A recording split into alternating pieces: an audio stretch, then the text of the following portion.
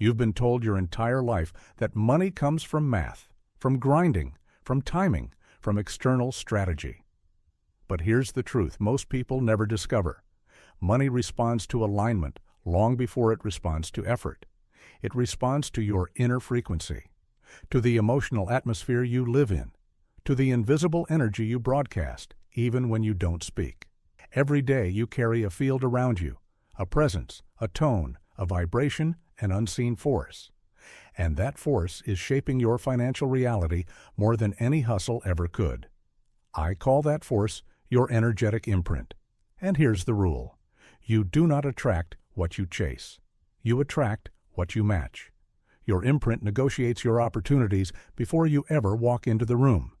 If you carry self-doubt, you negotiate from fear. If you carry scarcity, you negotiate from limitation.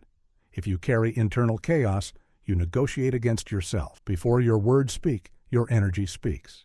Before your actions show up, your identity shows up. Before your strategy activates, your subconscious broadcasts the truth of what you believe you deserve. This is why people with brilliant plans still fail. This is why people with average plans sometimes win. This is why two people can do the same steps, but their results look like they come from different planets. The difference is invisible on paper, but obvious in presence. Every thought you think emits a signal. Every emotion strengthens or weakens that signal. Every belief is a magnet, pulling wealth closer or pushing it away. You're either attracting or repelling, expanding or shrinking, opening doors or closing them without realizing it. Most people live unaware of this. They perform confidence but vibrate insecurity. They talk abundance, but their nervous system is wired for survival. They visualize success, but emotionally rehearse failure 100 times a day.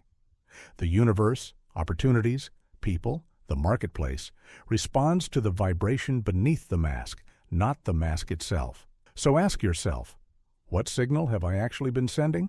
If you constantly worry about bills, your signal says, I am not ready for more responsibility. If you envy people who win, your signal says, there is not enough for me. If you undercharge, overwork, or apologize for your worth, your signal says, I do not trust my own value. That becomes your financial ceiling, not because the world limits you, but because your emotional imprint does. No strategy can save someone whose identity is wired for lack. Your energetic field is not magic. It's not mystical. It is the result of your emotional habits. It's built through repetition, shaped by your environment, strengthened or weakened by your inner dialogue. You train it every day. Every thought you obsess over trains it. Every belief you reinforce trains it. Every room you sit in trains it.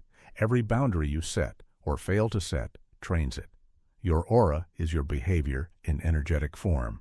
And money listens to it. So if you want wealth, don't begin with effort. Begin with your baseline frequency. Wealth begins in your emotional body long before it shows up in your bank account. If your nervous system interprets abundance as unsafe, you will sabotage abundance every time it approaches. This is why people destroy opportunities they prayed for, why they resist the growth they begged for, why they fear success more than failure. Because success demands an identity upgrade they haven't prepared for. You must learn to feel safe with expansion. Wealth feels like calm stability, grounded certainty, effortless belonging, internal freedom, emotional spaciousness. If you cannot feel these emotions now, you will reject them later. Lottery winners lose everything because their vibration wasn't ready. Entrepreneurs collapse after scaling too fast because their identity never expanded. You must train your body to hold wealth the way an athlete trains to hold strength. You cannot raise your frequency while sitting in rooms built from fear.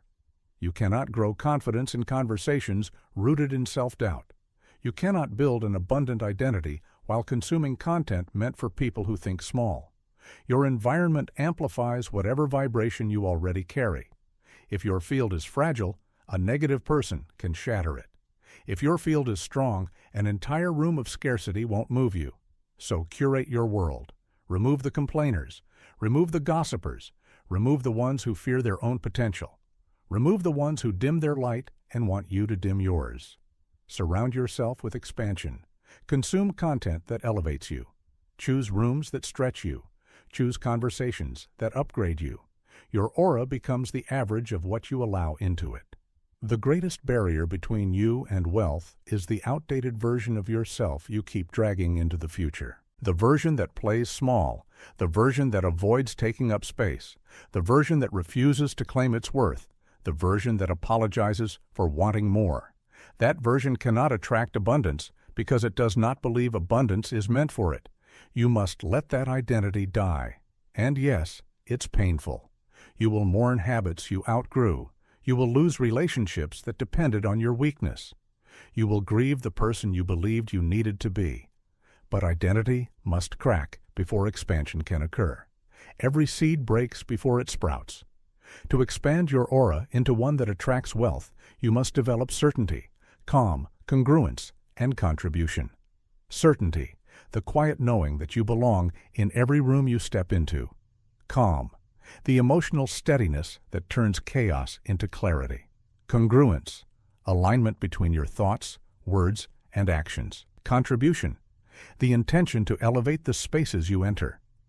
When your presence improves the room inevitably pays you back. Your aura isn't defined by your high moments. It's defined by your default state, where your energy sits when you're not trying.